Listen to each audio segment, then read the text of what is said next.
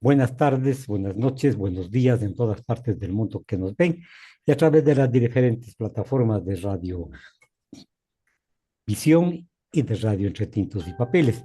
Hoy tengo la presencia del doctor Lauro López Bustamante, concejal de Cantón Cuenca, un médico con una trayectoria bastante grande, yo diría incluso sobresaliente dentro de la medicina.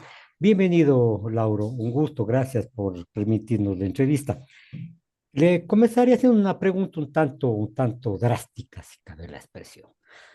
Se dice a través de varias redes sociales, de medios de comunicación, en fin, que en el país hay una especie de persecución, una especie de amedrentamiento a ciertos grupos sociales, a personas, en fin. ¿Cuál es su punto de vista, Lauro? Bienvenido. Un saludo a los distinguidos radioyentes y quienes nos ven y escuchan. Sí, yo creo que el poder en sí mismo, para poder consolidarse, independientemente de quién lo ejerza, tiene que hacerlo también en ocasiones a través de deshacerse de determinado tipo de antagonistas que le son incómodos. Y no estamos analizando la conducta de uno u otro, sino en general, en el ejercicio del poder. Porque el poder siempre se dice que es el instrumento por el cual se tiene hegemonía, Ujú. el instrumento por el cual se ratifica una ideología, se ratifica un programa de gobierno, se ratifica un modo de ser de un gobierno. Entonces, dentro de esos surgen siempre antagonistas que pueden ser incómodos para el poder. Y en determinados momentos, sí, hay determinado tipo de persecuciones y se producen determinado tipo de injusticias, porque la justicia no siempre es justa. Sí, pues, estoy de acuerdo con usted, incluso en algunos momentos que carece de legitimidad, que es una de las características de la ley. Pero entonces el poder les vuelve depredadores a las personas, entre comillas, pues, haciendo una analogía nomás, les vuelve incluso en algún momento irracionales para mantener el poder. La respuesta, en el fondo, es sí, pero hay, digamos, en eso un entorno. Se supone que la democracia, es un juego de pesos y contrapesos. Quiere decir que no todos los pesos y contrapesos están en manos, los pesos están en manos del que ejerce el poder, sino que hay contrapesos que se comparten. Y se supone que quienes lo comparten van a tratar de hacer una especie de equilibrio del exceso del uno o del otro. En nuestro caso, 5 poderes que tienen que convivir. Pero sin embargo, ¿cuál es la esencia de nuestro ejercicio del poder en nuestro medio? Que quienes están ejerciendo el poder ejecutivo o legislativo, o cualquiera de ellos, procura hacerse de más ínsulas de poder. Quienes captan al poder ejecutivo, al legislativo, el ejecutivo, por ejemplo, quienes captan al poder legislativo, al poder judicial, al poder electoral y al Consejo de Participación Ciudadana. Es decir, quienes captan y viene una gran pelea y lucha. Y ahí es donde se desbalancea. Entonces, quienes no logran ese objetivo están incómodos y Bien. quienes logran el objetivo se sienten cómodos en ejercer el poder de una manera que puede en determinado momento, sí, volverse un tanto depredadora y por ende injusta. Bien, ahora, dentro del régimen democrático, de la caricatura de democracia que vivimos en varios países, esto abre la puerta para una dictadura en forma clarísima y además de eso atenta contra la democracia. Este equilibrio de poderes que usted señala no se da a través de diferentes actitudes, incluso utilizando la justicia. Yo creo que en ninguna parte donde se ejerza un poder democrático podemos decir que están libres de cualquier tentación de ejercer un poder un poco más autocrático. Peor todavía en cierto tipo de regímenes estrictamente dictatoriales, en donde ya no existen contrapesos. No hay nadie ni siquiera que levante la voz. Y hay tantos regímenes en el mundo. Algo que me sorprendió a mí hace poco cuando veía una estadística y decía que en el mundo Los poderes llamados democráticos, vale decir que tienen Ujú, legislaciones, ujú. tienen elecciones, no llegaban en el mundo de los 209 países, me parece que están adscritos a la ONU, no llegaban ni a 80. Y los Ujú. poderes dictatoriales en el mundo eran la mayoría, estaban alrededor de 110, lo cual ya son Disfrazados de democracia.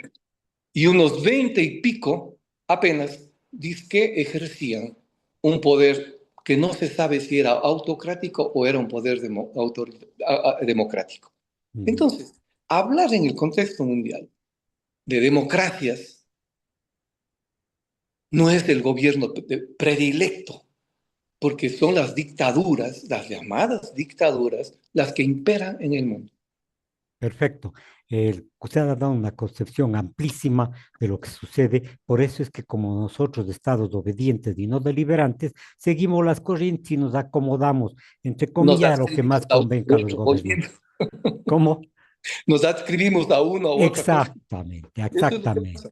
Ahora, por otro lado, se dice que este tipo de abuso de poder interrumpe dentro de las actividades del Estado, incluso la parte económica, que hay infiltración en la justicia, que se dan intromisiones en el poder electoral democrático, que en el Consejo de Participación. Es decir, este tipo de problemas, este tipo de depredadores no tienen escrúpulos de pactar con nadie con tal de cimentar el poder. El poder siempre ha sido así, además. O sea, no estamos descubriendo algo nuevo. El poder, el ejercicio del poder siempre ha sido una especie de negociación también. Por eso aquella frase el enemigo de mi enemigo es mi amigo. Por ejemplo, se concluye en esto justamente, en el que para ejercer el poder cualquier tipo de transacción sirve, porque lo importante es tener la sartén por el mango. Entonces, eso es lo que sucede y esa es la lucha dura y difícil que existe siempre entre los que llaman oposición y entre los que ejercen el poder. Ahí van a sentirse siempre unos aventajados y otros desaventajados. Ahora, muy hábilmente se maneja la falacia dentro de estos grupos. Como usted dice, hoy soy perseguido, mañana soy perseguidor, de acuerdo a cómo esté acomodado en el sistema. Pero esto, como usted dice, no es pues de ahora, es de larga data en nuestro país, en el sentido de que vamos nosotros cambiando, nosotros vamos adecuándonos a la situación, pero esto trae desgraciadamente estos comportamientos, la impunidad. Decía yo que esta no es una situación nueva en el mundo, usted ya lo dijo, pero esto debilita la confianza ciudadana y la democracia justamente se ajusta, al menos en las frases ribombantes, populistas que dan a conocer los políticos y los candidatos.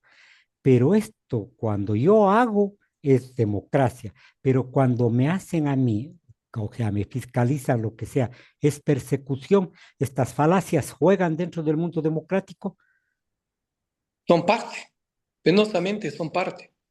En regímenes tan antiguos también de democracias, digamos la norteamericana, por citar una, también existen ese juego de apretarle al contrario y de solazarse quien ejerce el poder. Ujú. Lo vemos actualmente de una manera muy evidente. Republicanos y demócratas están siempre en eterna pugna. Y así por el estilo en los diferentes países. Argentina, entre peronistas, entre los mismos antiperonistas, entre los de la derecha y la izquierda, siempre hay ese forcejeo. Y el gran problema es que en ese forcejeo político hay una parte intermedia, sándwich, que es a la gente a la que se quiere servir. Ujú. Y la gente a la que se quiere servir de pronto entra ya en un plano de desconfianza, porque dicen, ni los de la izquierda satisfacen ni los de la derecha, porque cuando están en el poder hacen exactamente lo que el otro hacía. Bueno, y eso es verdad, así mismo sucede, así mismo pasa. Por eso, eh, ni siquiera los grandes contratos sociales, los grandes acuerdos nacionales son posibles en medio de una polaridad tan grande como se dan en los diferentes países latinoamericanos. Por eso dicen que en el mundo la, la, el ejercicio del poder refleja esas dos condiciones que tiene el ser humano. de ser competitivo y conflictivo. Y eso se Correcto. refleja en los actos del poder. Sí, por cierto, usted tiene razón, pero para terminar, para ir terminando este tema, para irle zanjando al tema, eh, que el problema es que también las instituciones que conforman el Estado no dan las garantías suficientes a los ciudadanos. No hay transparencia en los procesos, no hay quien confíe en los políticos. En algún momento incluso dicen que los políticos, la gente, ser político es ser sapo, ser vivo, caerse acomodar, cuando sabemos que la política es una ciencia de servicio a la colectividad, pero sin embargo dan a conocer estos criterios justamente para imponer sus puntos de vista. Pero aquí nace una figura importante y que en el mundo ha recorrido el populismo, la oferta mesiánica frente a la lucha de la izquierda, de la derecha, que en algún momento podrán tener algún tipo de ideario, pero el populismo, en cambio, en los países nuestros se vuelve mesiánico y soluciona de la noche a la mañana todo. ¿Qué es lo que ha desaparecido en la política? No solo aquí, estamos hablando de manera global, como figura general. ¿Qué es lo que ha desaparecido en la política? Ya no se habla de filosofías, Ujú. ya no se habla de ideología, ya no se habla de doctrinas. Cada cosa tiene que depender del otro. Lo filosófico deriva en doctrina y lo de doctrina deriva en ideología. Ujú. Eso se ha perdido. No hay definitivamente en ningún lado del mundo algo que sostenga de esa manera, se sostenga de esa manera. Se ha perdido. Entonces la política viene a ser lo que los dos hacen. ¿Cómo le va bien a mi contrario? Siendo populista, facilitador, llegando a las masas con propuestas más coyunturales antes que profundas, con el pan del día, con bonificaciones, con Ujú. entretenimientos, multitudinaria. Eso es lo que se ha vuelto. Y eso practican los dos. ¿Por qué? Porque es eficiente, porque es eficaz. Si yo le voy con un discurso filosófico, nadie me va a entender políticamente. Si voy con un discurso doctrinario, peor. Ideológico como de coyuntura, quizás algo se pueda, digamos, rescatar. Pero nadie vive, dice, de ideologías, ni de filosofías, ni de doctrinas. Entonces quiere la gente inmediatismo. ¿Cómo me pueden solucionar el no tener trabajo? ¿Cómo me pueden solucionar el pan de cada día? Y allá apuntan los políticos, sean de derecha o de izquierda, de donde sea. Y no solo de aquí. No estamos hablando solo acá, es en todo lado del mundo.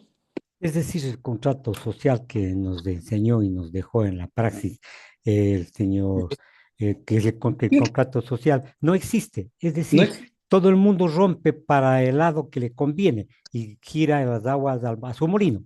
Así claro, más o menos podemos entender, ¿no? la base, digamos así, doctrinaria, si vale el término, visto filosófica, doctrinaria, de la democracia es justamente un contrato social, como lo planteaba Rousseau. Ujú. Un contrato social donde se supone que hay bases elementales muy sencillas que todos dicen sí, esta es una verdad incontrastable en nuestro ejercicio del poder. Nadie lo rompía. Y de allí se podía hacer que cada uno tenga sus diferencias, pero hay un contrato social de base que sustentaba toda una edificación de propuesta. ¿Qué puede ser diferente entre uno y otro? Que a la final es el cómo hacer y el qué hacer. Pero actualmente eso cada uno lo rompe porque ya no hay un contrato social base. Cada uno hace lo que cree que es eficiente para el inmediatismo político. Y nadie quiere arriesgar actualmente de hablar de filosofías o de hablar de doctrinas o o de ideologías, porque a la final eso ya no es rentable políticamente.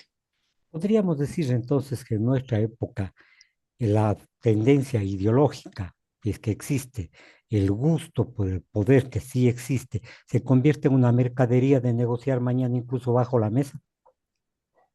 Es para negociar. Qué La terrible. política en general siempre fue un ámbito de negociación. El ejercicio del poder siempre fue un ámbito de negociación, quizás un poco más disimulado antes. Ahora ya no hay disimulo, simplemente se lo hace. ¿Por qué razón?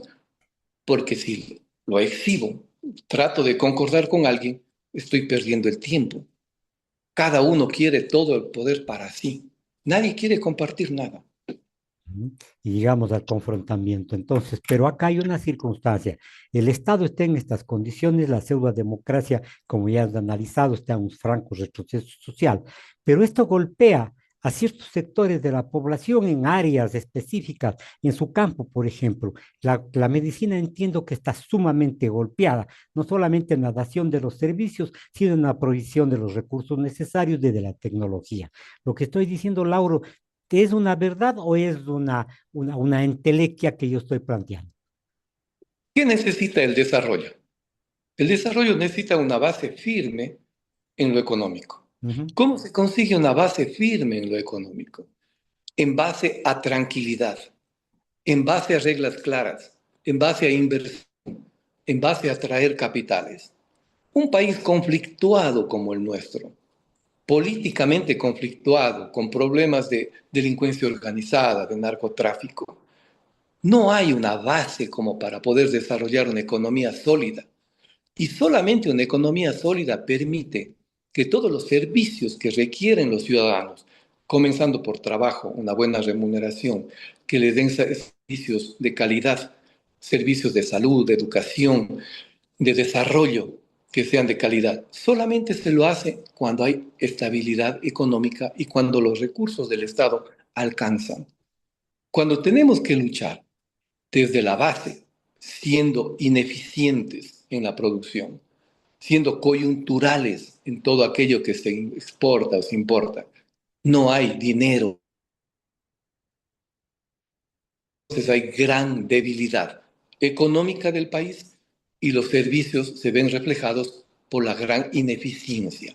Si a esa ineficiencia del Estado le agregamos de que hay una corrupción enquistada en todos los organismos del Estado, entonces ningún dinero alcanza. Peor si es poco lo que puede llegar a cada uno de los servicios como los de salud que están malos, los de educación están malos, los de atención ambiental están malos, es decir, todos esos servicios no solamente reflejan la precariedad de la institucionalidad del país. Bien, la precariedad del sistema del país, de la democracia del país, si es que existe, repito, nos lleva también a que tengamos en el campo de la medicina un conflicto que es el más delicado, creo yo, frente a la enfermedad, frente a la necesidad de la salud. No hay que para pensar mucho. También por ahí puede derivarse incluso la delincuencia para poder sostener y salvar la vida. Entonces, si nosotros hemos conversado en anteriores ocasiones algún tipo de comportamiento, la parte económica es la que limita o es la falta de gestión, la falta de interés. A lo mejor están confundiendo como gasto innecesario la salud y no es un gasto productivo posiblemente. Los ingresos insuficientes que tiene el país reflejan en que se tenga que repartir en los diferentes ministerios que tiene que atender porciones muy bajas del presupuesto. Es increíble que en un país como el Ecuador, que por lo menos necesitaría unos 3.000, 4.000 millones, hasta 5.000 millones por año de inversiones en infraestructura vial, por ejemplo, para ¿Ya? mantener una infraestructura vial, el presupuesto del ministerio no llega a 700 millones. Y eso parte no se ejecuta. Y eso es lo asignado, porque de allí la ejecución ya del año es escandalosa. Ujú. En ocasiones no llega ni al 60%, dice, de la aplicación presupuestaria. Pero no es porque el ministro o los ministros no quisieron hacerlo, es porque no hubo el dinero y el recurso. La Correcto. misma cosa pasa en salud. Hay una asignación que aparentemente en números para salud, 3.800 millones aproximadamente, casi llega a los 4.000 millones, asignado en el presupuesto. Pero la ejecución presupuestaria no llega ni al 50. Es decir, no llegó ni 2.000 millones. Y los 2.000 millones de eso se va más del 70% en burocracia y el 30% en aparentes, en cubrir determinado tipo de necesidades institucionales. Entonces, el temor también de un gobierno en entregar a mano suelta, digamos así, los recursos, También topa, en cambio, con ineficiencia administrativa y con corrupción institucional. La corrupción institucional hace que ningún dinero que llegue abastezca y sea suficiente, porque se lo llevan. A través de diferentes mecanismos se lo llevan. Si logran comprar medicamentos, esos medicamentos a los pocos días están circulando en un mercado, en una especie de mercado negro de venta que se filtra de los hospitales. Ya. Entonces, mientras tengamos todo esto, poca asignación presupuestaria, mala ejecución presupuestaria, mala administración y corrupción institucionalizada, es bien difícil que tengamos una salud de excelencia. Ahora se dice que el papel aguanta todo. Posiblemente los presupuestos asignados a las diferentes instituciones estén en el papel, pero la asignación se da, no es una especie de fraude este tipo de presupuesto, peor aún que no se ejecuta porque no llegan los recursos, no es una forma de comernos del cuento hablando en lenguaje coloquial. Lo que pasa es que la estructura del presupuesto tiene que regirse y se rigen por determinadas reglas. Entonces, tienen que cumplir determinados parámetros porque de lo contrario no pasa el filtro de la Asamblea. Entonces, en el presupuesto, el papel aguanta lo que sea. Estamos cumpliendo, dicen, en salud, estamos cumpliendo en educación, porque del presupuesto general, de acuerdo al PIB, está en los porcentajes que manda la Constitución. Pero eso es un número aparente. En el momento en el que llega a ejecutarse, ahí es la verdad. Cuando llegue el fin de año y dicen cuánto ejecutaron, ahí sabemos la verdad. Cuando vemos las carreteras que están hechas pedazos y no se hace nada, solamente un discurso, que ya están limpiando, que ya están yendo a hacer esto, que un muro de contención, que una variante, son puras declaraciones. ¿Ya? Porque cuando se dice 700 millones de dólares, ¿qué pueden hacer en un contexto que anualmente tiene demandas por encima de los 3.000 millones como base, solo para mantener la infraestructura, ni siquiera para crear nuevas carreteras o nuevas arterias viales? Entonces, Correcto. esto es Ahora, siendo la medicina un pilar fundamental para la supervivencia y el bienestar de las personas, ¿esto afecta a la seguridad? Quiero decir, las personas enfermas con hijos enfermos, en fin, a lo mejor el respeto a la ley se les vuelve una quimera. Y la falta de medicina y de otros servicios que vamos a examinar desemboca en una crisis de seguridad también. desembocan indudablemente que la respuesta es sí, desembocan. Pero en eso hay circunstancias entre unas y otras. Yo siempre he puesto un ejemplo y he dicho, detrás de un producto social, de un gran médico, de un gran ingeniero, de un gran filósofo, de un gran escritor, de una persona élite, es el producto de una sociedad. La delincuencia también. Un delincuente también es un producto social. Es decir, todo lo que tenemos no es gratuito. Es porque las instituciones que forman, las instituciones que deberían hacerse cargo de que un ciudadano sea de un nivel alto en conocimiento, alto en moralidad, es un producto social. Entonces, si el producto social está fallando es porque el cultivo de estos individuos no está siendo el adecuado, está fallando todo. Bien, entonces, todo es consecuencia de la falta de medicina, la delincuencia, pero también muchos gobiernos apuntan a que la educación sería la salvación, pero sin embargo son eh, mezquinos con los presupuestos, por ejemplo, para las universidades. Pero se dice que esta es una forma de gobernar. La ignorancia acepta más, incluso lo inverosímil. La educación es solamente un pilar más dentro de todo el sistema de la creación de un individuo como un ente social dinámico, como un ente social positivo. A eso estamos apuntando. Se supone que la sociedad lo que quiere es que todas las personas que nacen en el Ecuador, digamos, hablando por nuestra realidad, lleguen a tener una vida adecuada, una renta adecuada, lleguen a pagar impuestos, lleguen a ser personas moralmente habilitadas y lleguen a ser personas positivas en un ámbito social. Pero cuando eso no sucede, quiere decir que todo aquello que tiene que crear ese individuo falla. Vaya. Y en ello es La educación es una de ellas, es un pilar. La salud será otra. La estructura de los hogares será otra. Las amistades con las que se lleve una persona serán otras. El contexto social en el que se desarrolla cada uno, otro. Es decir, todos son pilares que desembocan en lo mismo.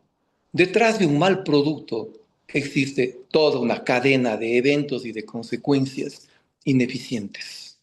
Esto hace entonces que la superestructura sea una situación que no se da, que está mal consolidada. Al no tener las bases firmes, los pilares que usted dice, se derrumba y el Estado pierde su forma. El Estado pierde control. El problema, el asunto es que ya tenemos de lo que vendríamos a decir generaciones condenadas, así de claro. Ujú. Hay generaciones ya condenadas que haga lo que se haga, no va a cambiar. Y ahí viene el asunto, ¿en dónde cortamos eso? ¿Serán, serán todos aquellos que ya pasaron el colegio? ¿Serán ya todos aquellos que pasaron la universidad? ¿O el tiempo de la universidad? ¿Serán ya generaciones condenadas y tendremos que dedicarnos a reestructurar el país desde las generaciones venideras? Es decir, para tener un país mejor tiene que empezarse en algún momento atendiendo a determinados grupos para que vayan creciendo a lo largo del tiempo como individuos diferentes en una sociedad.